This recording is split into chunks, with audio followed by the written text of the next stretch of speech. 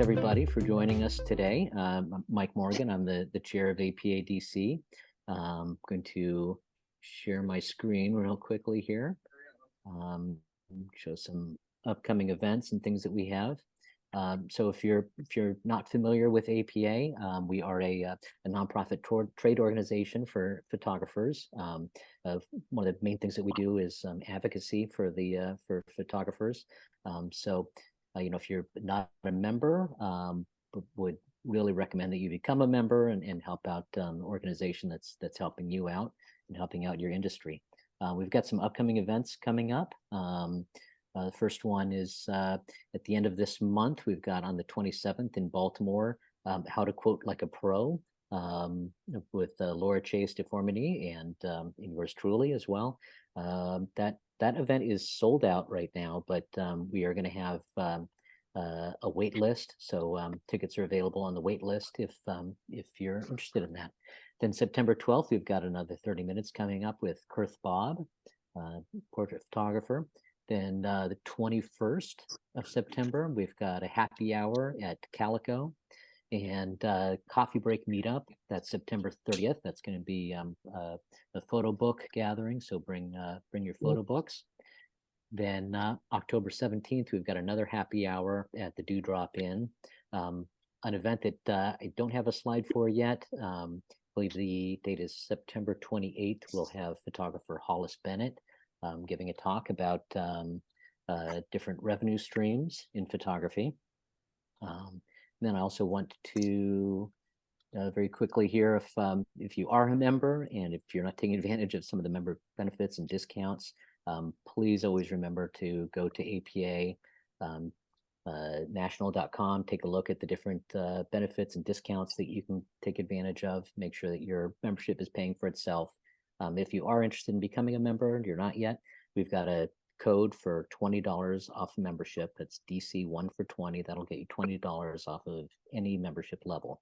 So please do consider signing up and joining us. And I'm going to stop sharing. And now I'd like to go ahead and introduce Tina Leu, portrait photographer from Fairfax, Virginia. And I think we're going to take questions in the chat, and she'll answer those at the end. So if you've got any, please feel free to put them there. And without further ado, I'm going to turn it over to Tina. Thanks so much. All right. Thank you, guys. I'm so happy to be here.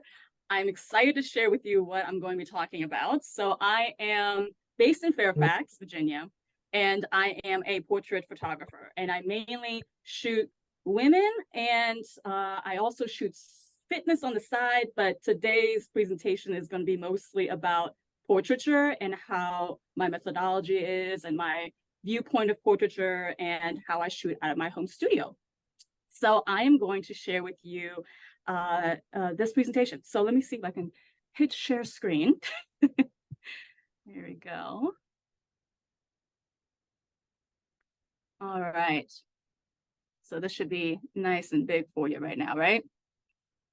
Okay, awesome. So I cannot really see faces, and I'm okay with answering questions at the end. So just keep all those little nuggets into the chat so we can address them. But it is going to be a little jam-packed because we're going to hit a lot of points, which I'm going to go into right now. So this is going to be the flow of what we're talking about, kind of what ended for me and then what started, how I photograph in my home studio, the skin series that has emerged out of that, and then leading into how I create emotive expression, answering with Q&A at the end. Okay. All right, here we go. So what ended? This is September 2016. Me with blonde hair. I don't have blonde hair anymore. That was a phase. And looking at empty shelves in front of me because I was just laid off of a 10-year career at a telecommunications company. I was working up the corporate ladder, and I thought this career was going to be it for me. And when I got the notice that my entire team and store was going to be cut, I was devastated, very sad, and I cried in front of my team too. Probably wasn't the best moment of my life, but it was very, very crushing because, again, it was all through my 20s, and I didn't know what I wanted to do. Did I want to work at a competitor like AT&T, T-Mobile? No, I wanted to get out of the retail front and just try something different. So that was the end. And then what started was the following month. I got a good severance because it was 10 years with the company. And I thought, why don't I just start a business? Right?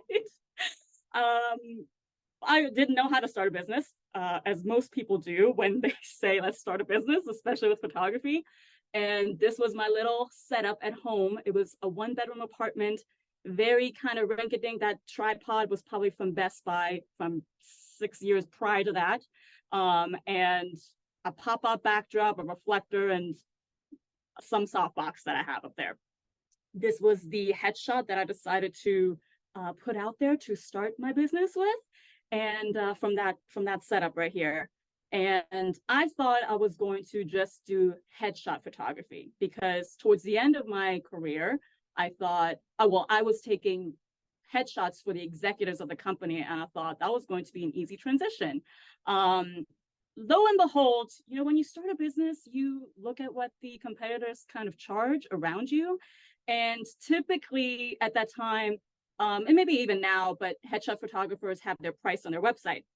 So I looked at that and I was like, I'm not going to be able to make a living because a lot of the prices were low that I saw. And I thought to myself, I don't have a studio. I don't have people that are able to come in and out as they please. I need to have appointments set. I shoot out of my apartment. I don't got the overhead, right? So I was like, this is not going to be sustainable. I'm not going to do headshot photography.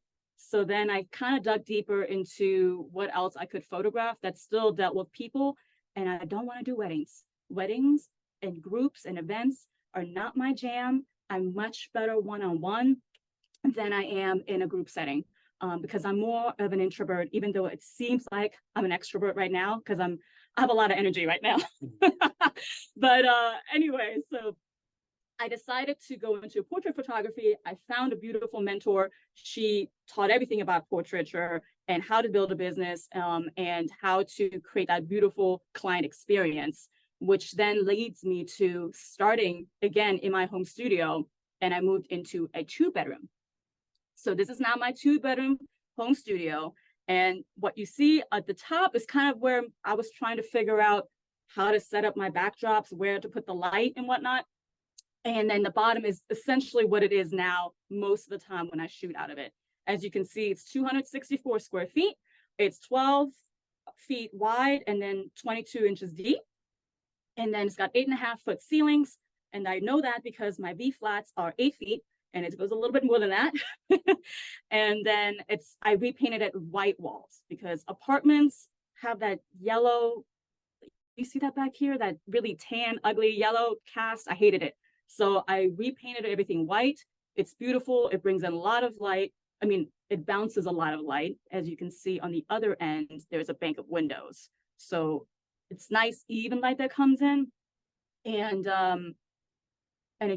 then from the bottom view so the windows are behind you if you're looking at it right now from this point of view.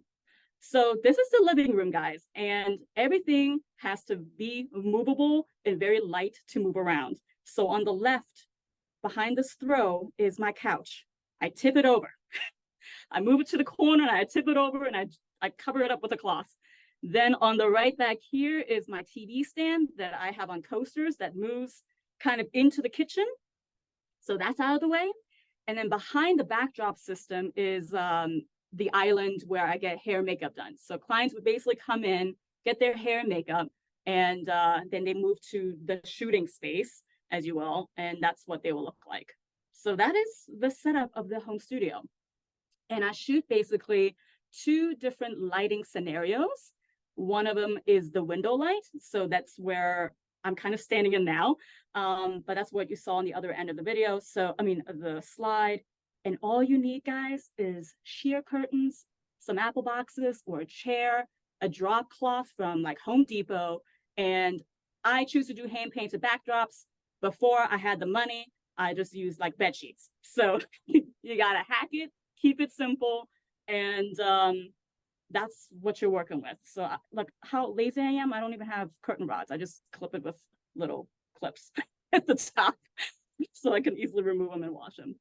So that is that setup right here for BTS. And then these are the images that resulted from that little corner. Okay, very simple wraparound lighting. I probably may have a white V flat on this side just to bounce the light even more, or maybe I left it out. I don't remember, but it's basically a pocket of corner of light. This is another setup, so where the light is behind as opposed to shooting in that corner. And I flagged it with some black V flats just to add some more contrast. And there you have that. Oop. The other light I use is one studio light. And I'm a one light shooter because it's nice and simple. And again, I shoot out of my apartment. It's very small space. So everything else that you saw before, you saw the drop cloth, the backdrop, the V flats. And then I have one light octave box at the top, which this is not an octave. Now I use an octave. And Winnie the Wind Machine, y'all. So this is the star and the MVP of every shoot I do because it makes my clients feel like they're Beyonce. And as soon as that fan turns on, it's like they light up. So I always bring a fan with me because it just adds movement and adds energy to the shoot. And one of my clients named her Winnie. So the name stuck because it is a wind machine. And it's a fan that I've had since college, y'all. It has lasted a long time. There's no need to replace it. I have tried to replace it with those nice industrial wire fans, but it's so loud, right? So if you have tried one, you know how loud it is. And then I feel like I'm shouting at the client on the other end. So nice little wind machine, probably can get it at Walmart, okay? So then this leads me to these shots that I took from that point of view. And I primarily shoot black and white now. Sometimes I add a little color just to spice things up, but I just love black and white, and I'll go into that later why. Okay, so this is the portrait experience. All that leads to what I provide for my clients, and that is always relaxed and lighthearted. I keep it fun. We play music. We may not be shooting the whole time. We may be sitting around talking. I put my camera down and then I shoot again. But hair makeup is always included, and it's a fully guided photo shoot. So clients don't have to really think about anything besides just showing up and with some clothes that they have. They don't even have to bring a big wardrobe because I'm not a stylist. I'm always in black. Hello, photographers who's always in black. And so I don't know how to dress other people. And so I like to keep it clean, bring a white shirt, bring some jeans, black turtleneck, something timeless. That's essentially what I'm trying to create, is timeless portraiture that will last for a long time. I don't want you looking back at these images 10 years from now and thinking, oh Lord, what was I thinking wearing that print, you know? So I want them to last and just be something beautiful to look at. And also it's not about the fashion, it's about you, the person. So that is one, the reason why I have one in there is because that's a whole shoot experience by itself. And when I say fully guided, I mean, I'm totally telling you what to do, where to stand and everything. And these are all little clips from my little behind the scenes camera because I don't have an assistant. So I got to hack it, y'all. I got to put a time lapse on my cell phone.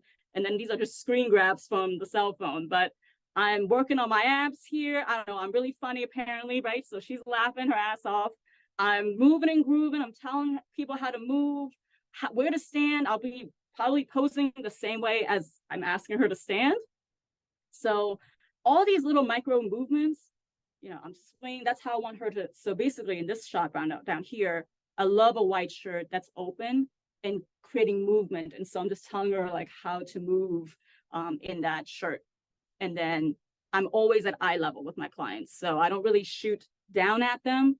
I am always either at eye level or slightly below because I love showing my clients nice and powerful and strong and confident and tall versus looking down at them. So that is kind of like what you'll see on this side of the spectrum here. I break a sweat. My shoots are about 4 hours long, so an hour and a half of makeup, and then the rest is photo shoot time. And I'm crawling on the floor, as you see. I have to wear athleisure clothes because I'm sweating, like I said. So this leads me to then the next process, right? So that's the photo shoot. Then the client goes home and I'm culling the images down to the best batch. So I'm an overshooter. I shoot, drum roll please, 2,000 images a shoot. It's really a lot, I know, but you'll know why, because I'm looking for all those little micro movements, micro expressions and in between moments. So I'm constantly shooting, but I'm also talking. So it's not like I'm just like this, quiet. I'm literally always coaching behind the camera and I'm getting every little moment. And you got to know that I'm just literally meeting these clients typically for the first time in person. And I don't know their nuances of smiles. So they may have a different smile that they like, but I don't know. And I like it photographically, but they're like, that's not how I smile, right? So I want to keep a range of emotions in their selection so they can choose what they love, because they're the ones that are going to have the images to love forever for years to come. For me, it's just, I'm just shooting what I think they'll like. So anyway, so I am bringing those 2,000 images still probably to 100 to 150, because I, again, want to keep in more emotions than not. And then we go into the ordering phase, which is over Zoom. So just like this, I'll screen share my bridge. So some people could use Lightroom, but I use Bridge. And we go through many rounds of yes, no, until we get down to the batch they love. And I like doing that versus sending them an online gallery, because one, who knows when they're going to get to it, right? Like to select the images. Life happens and then they'll procrastinate, or especially if you're showing them 150 images, it's very overwhelming and hard to kind of differentiate which image is better, especially if it's the same pose but different expression. So I don't want them sitting there opening up multiple windows just to compare, and then it's analysis paralysis. Then they're nitpicking. I don't want that.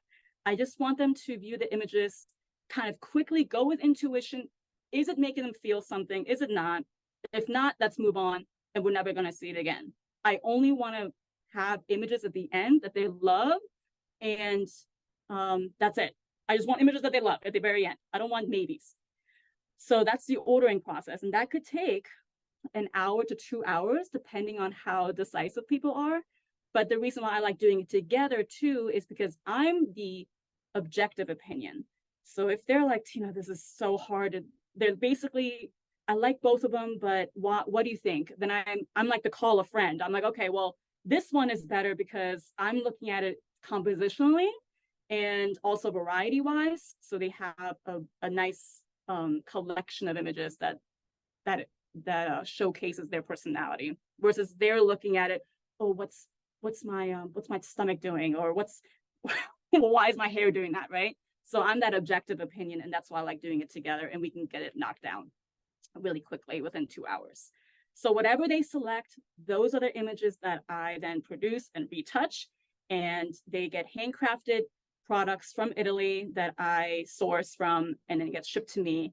And that's where it goes to the second part of the big experience, which is the reveal wall. This looks already impressive right here. So it is basically, once everything is done and printed, because I'm a huge proponent of print products, holding yourself in your hands is way different than seeing it on a cell phone and on a laptop.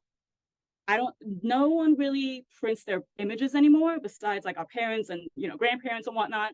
So it's just a very different experience, and seeing it all on the wall in front of you, not like a shrine, but maybe like a shrine. It's like a celebration of what we just went through together, and how you felt through the photo shoot and all that good stuff. So this is where they see the images nice and big.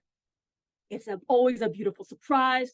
And I have anywhere from like 20s to grandparents coming in and just loving the experience. So this is the shelves that are basically on the left side of my backdrop, as you saw right here. So it's all happening in the same room. I don't have separate rooms. I just reconfigure it to the reveal mode versus the shoot mode. So that is what that looks like. And that's another view of it. So depending on the client, they might get some beautiful wall art to remember this experience by and see it every day on their wall. I have an assortment of expression series down here, which I'm going to talk to later. So that is another view of it. And these are just the other products that I offer. So wall art, those matted images that you saw on the shelves go into this box, which has a plexiglass top. So it acts like a coffee table type of frame because all the images underneath are held in there. And then they can switch out the front image to whatever flavor of the week they like. So if they did, let's say, a nude shoot with me, maybe when it's just them throughout the day, they can have their nude photo at the front. But when mom and dad come in for Christmas, they can switch it out to the one with the white shirt. So it's very flexible, and it's kind of like a showpiece on itself on a shelf anywhere, really. And so that's why people like that.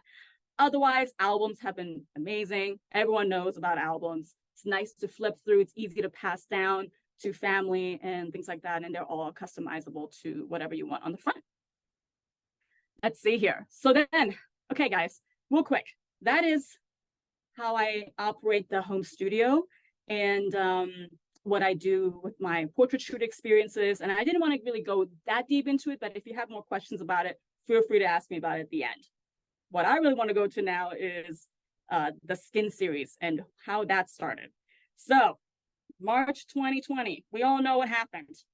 And I don't think a lot of us had work during that time anymore.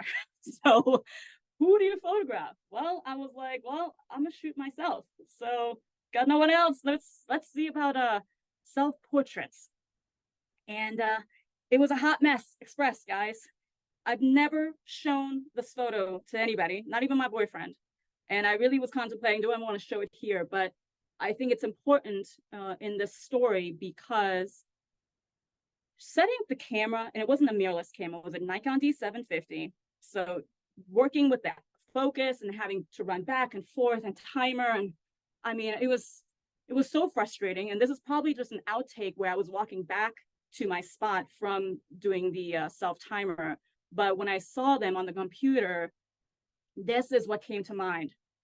Disgusting, tired, wide, sad.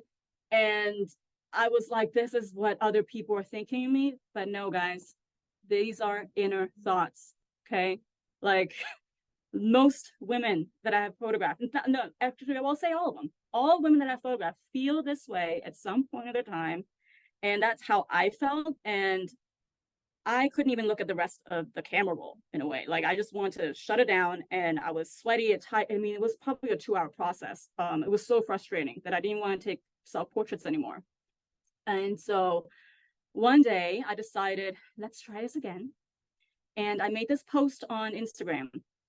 And I'm not going to read the whole thing, but essentially it's 4 weeks after everything shut down. And all I had done during that time was sit on the couch. I ate jalapeno chips, Miss Vicky's. They're the best. They're my favorite. All day, big bags of chips. I woke up at noon. I mean, there was nothing to do, y'all, right? So who's with me here? And I had just turned 34 like a few weeks prior because my birthday is in April. And I thought, okay, guys, I was talking to myself. I was like, all right, I may just not feel good in my body, but at least I can move. I still have an able body. You know, I was telling myself these things, and it was still an ongoing journey. But in order to kind of tackle that, I was like, I'm going to take a bath, kind of relax, and I'm just going to take the camera into the bathtub with me, y'all.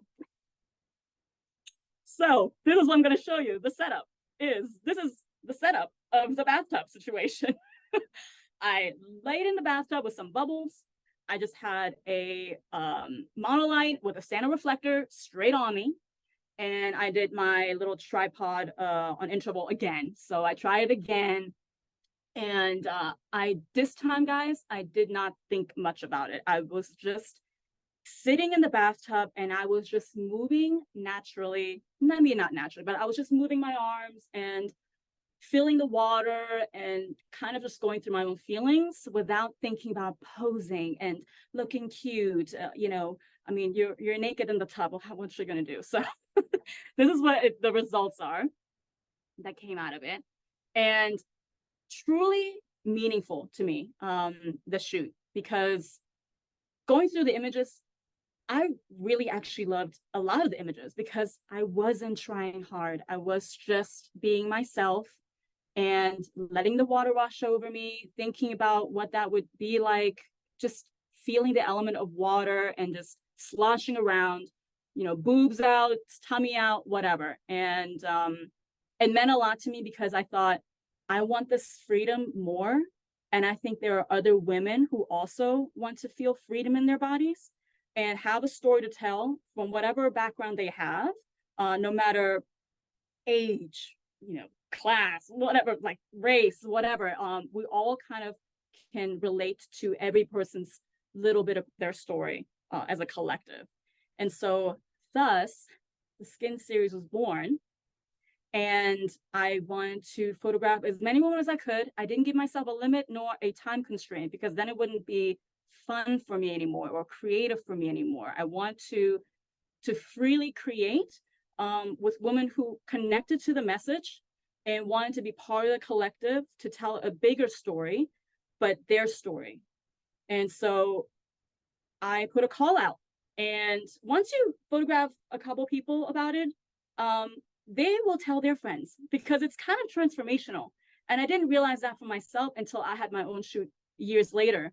But what happened was a ripple effect. So I would photograph one person, and then that person would bring in a bunch of their friends, and then their friends wanted to be part of it. And it's an application process. So I didn't want everybody who just wanted to be part of it to be included, because I want to interview them and make sure that we're a good fit. I don't want someone who just wants to do it for fun, because then they can just book a regular shoot with me, right? I want someone who really has a story to tell, wants to share it, and really is doing this for themselves first, and then not for themselves in a sense that I don't want them to do it for their partner, you know, typically. So I don't want it to be like a boudoir shoot where it's like, this is going to be a present for whatever, right? I want this to be a present for themselves. And so that's how that became. And I love her tattoo because it says, just show up. And that's essentially the whole antithesis of this Skin series, is just showing up for yourself. And I'm going to show you some images from that here. And a lot of the images do have their faces in it. Some of them don't. And I think they were very powerful as well. And it's just a variety of emotion. I just love freckles and how they're kind of just showing where the sun hits, not where it's covered. The dimples in the booty and the movement in the hair. Like, I love that image. Typically, you would think that, oh my God, they would say, no, I don't want that at all. But she embraced it. The stretch marks on the chest, just flowing and being creative and artsy. It's a lot of play here. Having the afterbirth stretch marks, hanging tummy, like this was a huge, like she was very self-conscious about that, and it took her a long time to say, yes, let's do the shoot. And this was the very last shot for this client right here, because at the beginning she said, I don't really want to show my stomach, and in the very end I was like, you know what, just raise your arms and let's just do it. If you don't like it, you don't have to choose it. But if you do, we shot it and it's very powerful. And so she ended up loving it. And it's one of those things where you gotta just take a chance, but also trust that mutual trust with each other to create these images that are just free with movement. I don't want them to be too static and posed, because I want their expression to show, right? So this is a composite I did. She just flipped from one side to the next. And this was actually her idea. She said, why didn't we put them together like a Gemini? And I was like, that is genius. So this is an image that I just love, because her particular story is also very powerful. From the outside, you would just be like, oh, she's a beautiful girl. But she has gone through emotional abuse. She survived rape when she was younger. She had abortions, and it's going deeper, skin deep, not hiding behind clothes, and what we show to the world, and really just kind of embracing who we are. So this was her kind of taking back and stepping back into herself, owning her own body, without it being like someone took that from her when she was younger. So that meant a lot to her. This is another beautiful image, one only in color. I think this might be the only color one in the rest of the presentation, but her skin tone just popped. It was golden, it was so rich, and just beautiful movement. Here as well, we got C-section scar. This at the top left, top right, she tore her ACL. And she was like, you know, just because, and she calls herself fat. She uses it as a descriptor, and it's nothing to shy away from, she said, right? So she's like, I'm fat and I'm still strong as hell. So she played rugby all her life, and she feels in that image very strong and powerful, because she has that stance. She's sitting up tall. And then on the bottom right, it's like rising from the ashes. She's got the phoenix on her arm tattooed. And so it's really just finding out the stories of each person and photographing them respectfully to tell that story in a variety of ways. There are huge collections for each person that has been photographed here. So it's really hard for me to narrow down to one image per person, but you get the idea. And then this again, it's like, just because you're slender doesn't mean that you don't have stretch marks. And I just love that image. It's in my kitchen. My boyfriend, so I live with my boyfriend, and if I could, I would adorn my walls with fine art nude photographs all over, but that's weird to him. So I can't do that. This is the only one that's kind of up there. And it's just this beautiful fine art piece that's right in the kitchen when clients walk in, because I also want clients to know it's okay to have a portrait of yourself up. You don't have, it's not like you have to have your face on there. It's not conceited. By the way, guys, I'm from Germany. So if I don't find the right words, it's because of that. I was born in Germany. I lived there for 10 years, and I sometimes get really fast at talking because that was something from 5th grade. I was so nervous to make a presentation about the Statue of Liberty that I'm a run-on sentence kind of girl. So I find myself talking fast. So excuse me for that. Again, you can ask me questions at the end where I can slow down my answers. Anyhow, back to this though, like, it's not conceited to have a photo of yourself. It's something to celebrate. It's your home. It's not like you have parties in your home all the time where you always have to cater to another person, nor do you have to cater to somebody else, right? So that's another reason why I love putting wall art up as well. And then this is essentially what I hope this project to be at the end, is this fine art coffee table book. These are their own personal coffee table books that they have purchased for themselves. I don't know what the end product is going to look like. I'm not even sure what the publishing phase is going to be like, but I'm still in the early stages of that. But that is the idea. I want it to be a book full of their portraits and have their story and their interview on each page. So you can learn more deeper about each person, really appreciate the body of work that they are, and be something that to celebrate, passed on, gift to somebody.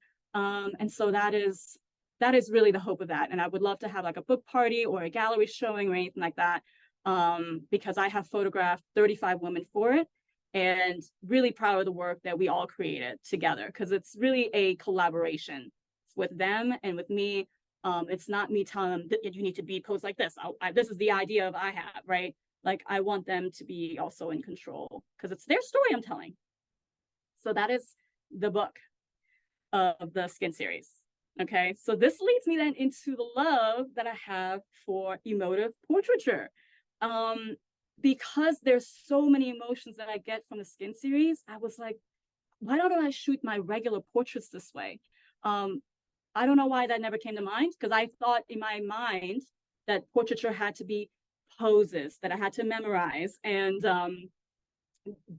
do flattering poses to slim them and things like that. And it's just not where my creative flow was going, especially since I was so deep in the skin series that I wanted to have more creative freedom in my work, because it was my work. Why am I trying to imitate something that's not really me, right? And so I found my own style, and it's really just, these are the 4 kind of core aspects I feel like that describe the work that I have now, right? That represents me. And so it's a lot of it is, well, actually, before we start, this is really what typically clients come in, right? They're kind of like awkward and nervous. And this is little Susie from stock photos. doing all kinds of different expressions.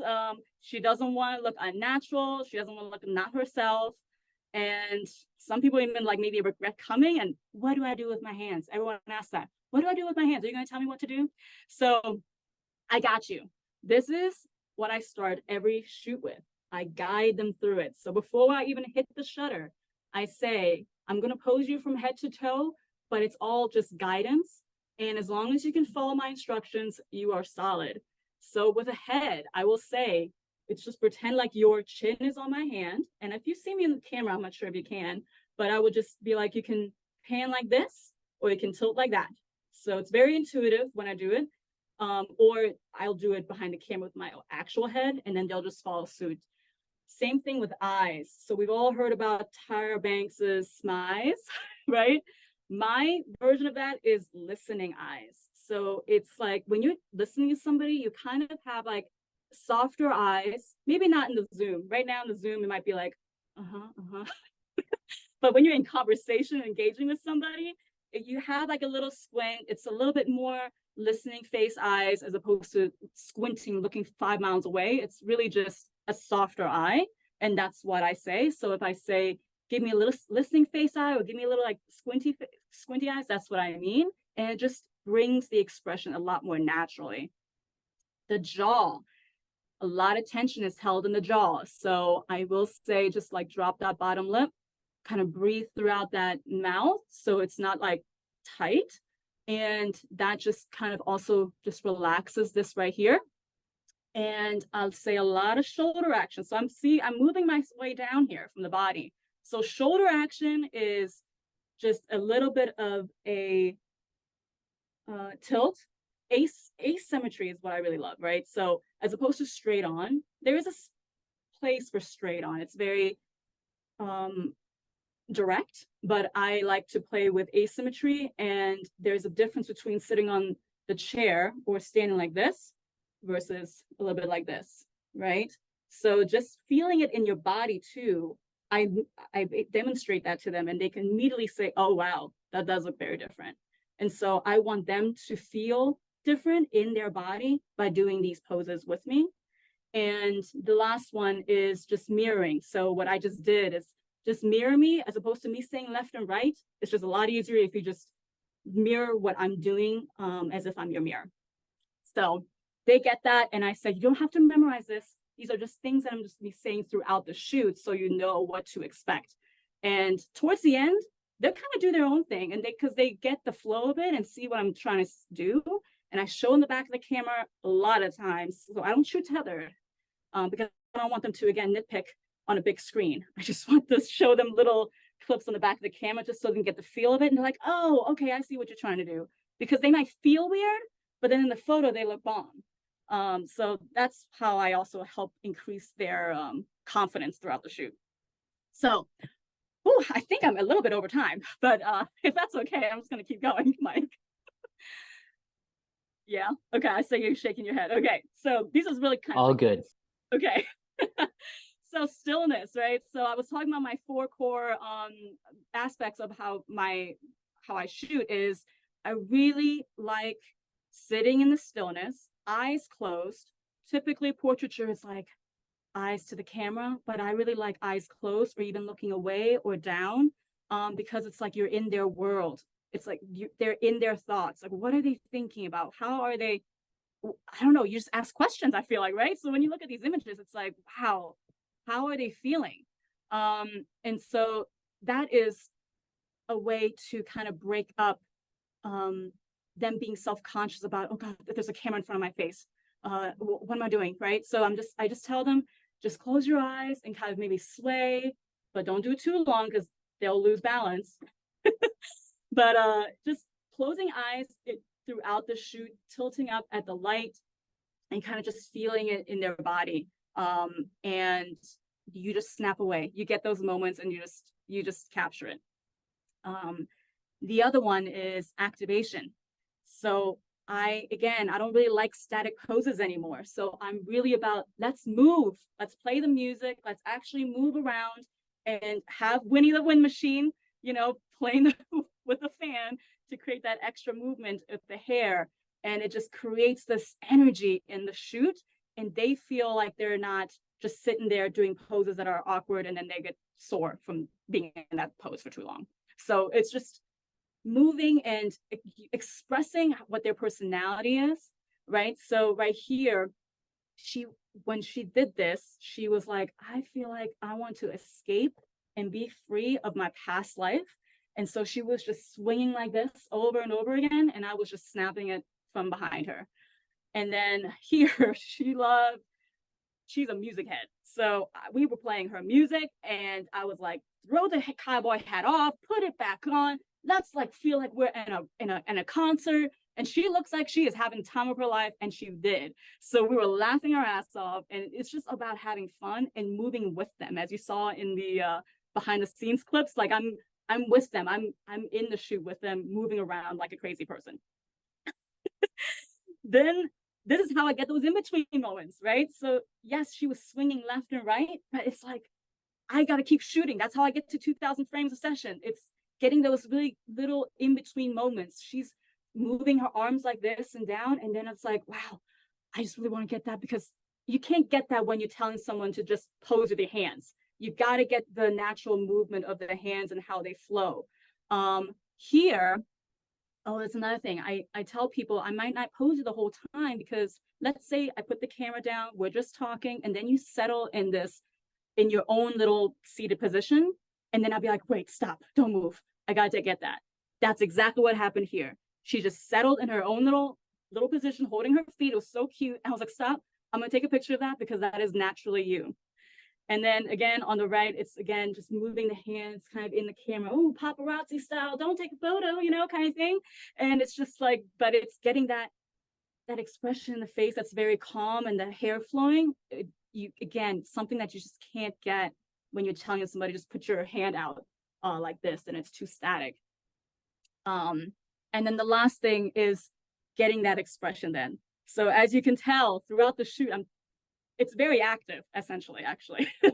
So they're getting very comfortable. We're chit-chatting, we're laughing, we're just trying new things. And towards the end, the client will just do whatever you kind of are in your mind you want to do. And so they're in that zone where they really are very intentional in the photos, where they can sit and like, okay, I'm looking straight down the camera. I am taking life by the horns, and this is what I want to portray, right? Or, hey, like I just slightly shooting upward, just that chin up. She just looks so confident and sexy without being too much in your face, right? Laughing, those like in between laughing shots, that could be an in between.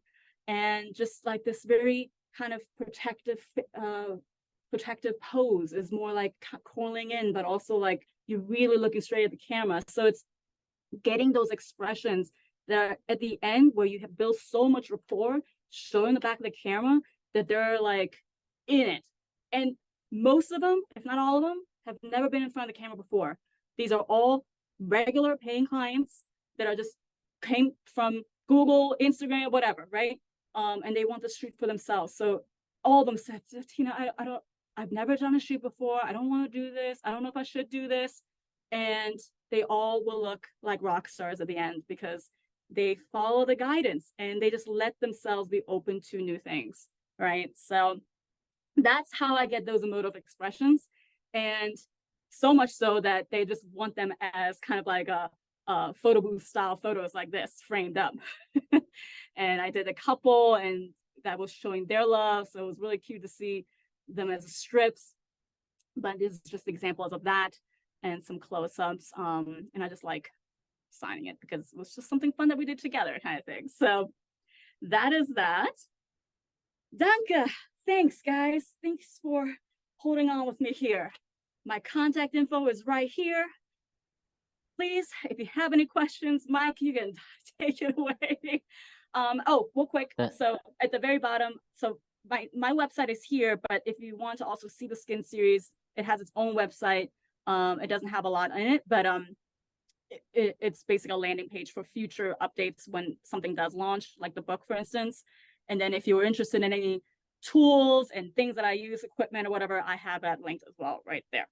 So that's it. Thank you, Mike. That was awesome, Tina. Thank you so much. I do have some questions to follow up with. Okay, If anybody else yes. has questions, please feel free to put them in the chat. So I was just really curious, going back to the very beginning, how did you decide that you wanted to transition from your corporate job into photography of all things that you could do? What was your previous experience with photography, and what led you in that direction? So I got my degree, my fine art degree in photography, and that was from George Mason University. But like I said, after during college, I worked at it was Verizon, and so after I graduated, I didn't do anything with the degree. I just was working up the corporate ladder. So that was besides when you get a fine art degree, you don't really learn about business. You just learn like alternative processes and dark room and things like that. So it was more like creative, but it is something that I really love. And so throughout, I guess those 10 years with Verizon, I would just do little shoots on the side with friends, but nothing like where I would charge professional pricing for it.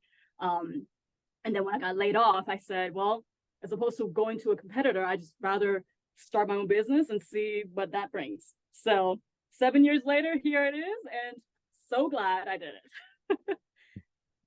For sure, for sure. Well, so you bring up an interesting point about the business side of things. So I know you said that when you started out, and you were thinking of doing headshots, you saw you know, what were your potential competitors charging, and you decided that wasn't where you wanted to be. So then when you did end up taking this direction that you did go in, how did you go about figuring out your pricing structure for that, and how has it changed over the years, and how have you transitioned clients, from saying like, oh, well, I know you used to charge this, but now you want to charge this? Can you talk a little bit about that? I wish I remember what my pricing is in the wee beginning. It was probably around 125 for some images, right? Shoot me now. No. Now and then my first time when I did professional pricing, it was I believe $900 for 6 images. And I was like, whew, 6 images for $900. Who is going to pay that? Because that's almost 1,000.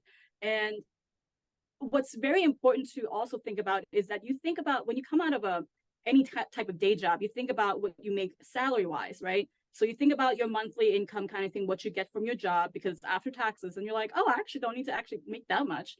So making $900, you think, oh, that's actually really close to what I made at my day job. But then lo and behold, tax man, you got to register your business and everything like that. You have expenses and all those were kind of like a wake up call. So when I learned from my mentor was just pricing sustainably, like thinking about the cost of business, what you would put away for taxes, what you put for you keep for your own personal money, and then what you put for the business. Very, very basic was a third. So a third to myself, a third to the business, and a third to the tax man. And I then, if you thought about that way, I really only made $300 then from a $900 shoot, right? So that's how I was thinking about it. And then as the years progressed, I increased it more and more. And now I'm at a place where I'm very happy to keep my prices the way they are, especially with this economy going on. But that was Sure. hard because it was hard to I guess convey the value. And I think the reason why it made it easier was because I transitioned to portraits showing them the physical product. And so that was going to be my differentiator of why I can command higher rates. And that was kind of my crutch and excuse, because now I don't think you need to justify it. But back then I needed something to say, oh, I charge this rate because I have these beautiful products and you get this experience and things like that. So that's kind of how I transitioned to that. Excellent, excellent. There's a couple of questions here in the chat. Lewis wanted to ask, so you mentioned all your sessions are fully directed. So how did you get so good at posing? Again, I gotta thank my mentor. So there were posing elements of just, but it was more like static poses that you had to kind of memorize, or I could print out cards of poses. But then I felt like I'm always referencing, and then I feel like I'm copying. So as then I start getting more comfortable in the poses, I kind of just did my own thing, and I don't want it to be so static, like I said. So that's why now my work is more free and it's less posy, where I wouldn't be able to, let's say, create a posing guide to sell, for instance, because not one person kind of poses the same way. It's more of the prompts, I guess, that I would use to get them to move. And then I shoot a ton, and that's how I get those in between moments. And how I got comfortable is, I guess, I guess it's not really me. It's really just telling them how to move.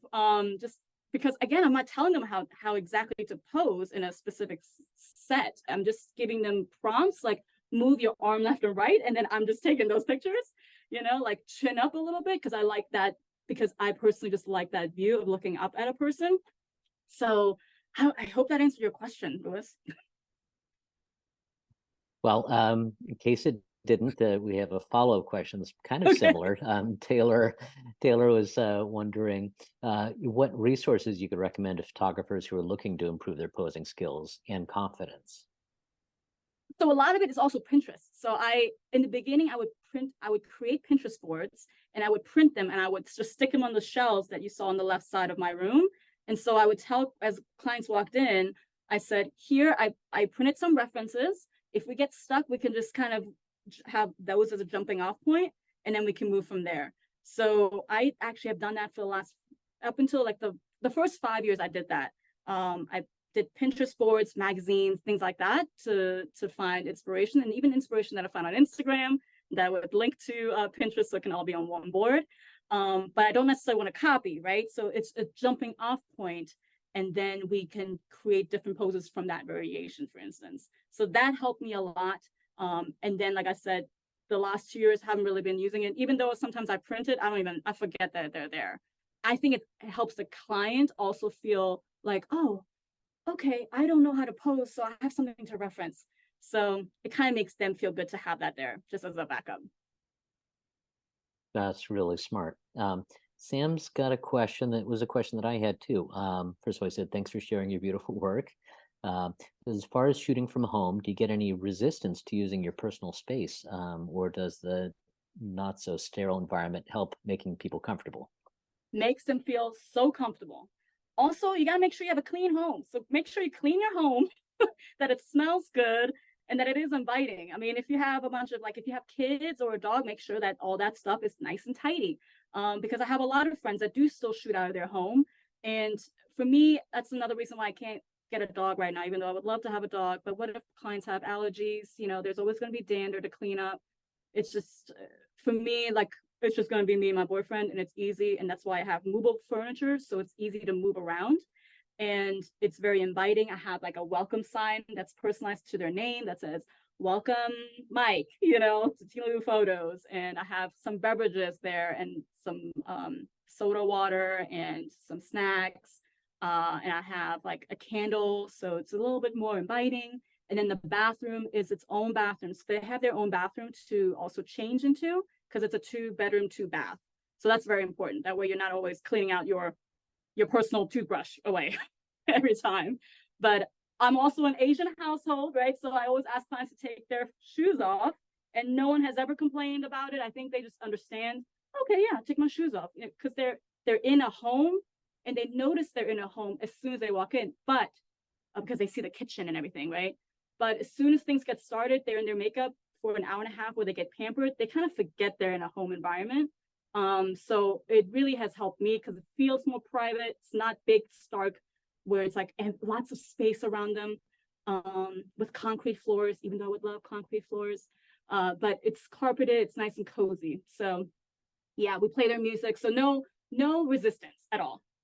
Not at all. And I do headshots too for corporate people as well. And they don't care. They haven't said anything to me either. So Awesome. That was good. So Boris has a follow-up question about the business side of things. Says, in terms of that, how do you price each shoot? And is it per final photos, hours of the shoot, number of looks? it's Can very you talk about simple. that? Yes, absolutely. I price based on image quantity. So I don't care how many looks they bring, the more the better, because that means I'm selling more images. and they could just bring 2 pieces or they can bring 10, you know, and I do let them know we can probably get through 4 outfits at least. And I do consider nude as an outfit, because I can have a whole nother range of shoots that I can do. So outfits is unlimited. Time is also unlimited in a sense. I say up to 4 hours. And really, guys, up to 4 hours, clients get tired anyway. They're like, it's around lunchtime. I start my shoots at 9:30 for hair and makeup, and then we start shooting at 11. So then we're done by like 1:30. And so that's basically lunchtime, and I'm hungry, they're hungry. So we all want to stop by 1:30 anyway. So to answer your question, my pricing is based on a session fee that's separate, that just covers the shoot, hair, makeup, and all the appointments that I have with them. So like a Zoom planning call, the Zoom image selection, and their final reveal when they come back in. And then images are sold separately, and they're in bundles starting at 15 to 30, because that's usually where clients land their images. Yeah. Okay. Yeah, I was curious about that. If if you're doing 2,000 photos in a session, how many are you typically culling that down to? So it's I like that you kind of take a hard line on we're gonna make these selections now. You're not gonna take 6 months to figure it out. Because I think we've all been there. Yeah, this was fantastic. I don't know if anybody has any final questions, please put them in the chat. Otherwise, Tina, I just want to say thank you so much for sharing these incredibly beautiful images. I just love that you use your photography for empowerment, of your subjects. It's really, really wonderful. Clearly, your clients trust you and believe in you, and the final product certainly lives up to all of it. So thank you very, very much for sharing all of this with us, and and sharing your wonderful work. Thank you, Mike. I really appreciate it. Thank you so much for asking me. Really, if anybody has questions, like I said, they can just DM me. My IG is like on my tag right here, or you can email me or whatever. But I love coffee chats too. So I'm an open book, and I also do mentoring on the side as well if some people are interested in that. But this was so much fun. I know I talked a lot, so I appreciate everyone hanging on. And I really appreciate it. Thank you. Well, it was wonderful. All right. Thank you so much. Thanks everybody for joining us. And we'll hope to see you all next time. All right. Bye. Have a great day, everyone. Bye-bye.